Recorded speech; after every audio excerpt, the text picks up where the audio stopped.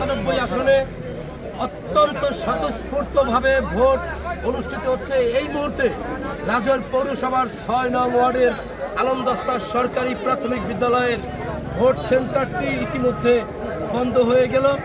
আমরা লক্ষ্য করেছি এই আসনে 4600 প্লাস ভোটার রয়েছে এবং এই আসনে এবারই প্রথম মানুষ স্বতঃস্ফূর্তভাবে আন্তরিকতার সাথে স্বেচ্ছায় নিজ নিজ প্রার্থী এবং নিজ নিজ পছন্দের প্রতীকে তারা ভোটাধিকার প্রয়োগ করেছে।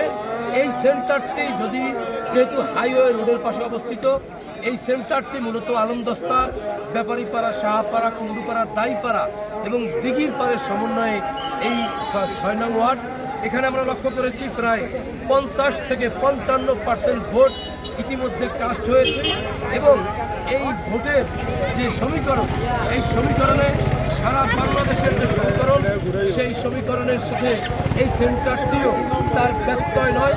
আমরা আশা করি এই সেন্টারে যে ভোট করেছে তার যতখানি যে পার্সেন্টেজে ভোট করেছে তার মধ্যে 50%-এর উপরে ভোট ইনশাআল্লাহ ধানের শীষে পড়েছে। আমরা এটা আশাবাদী।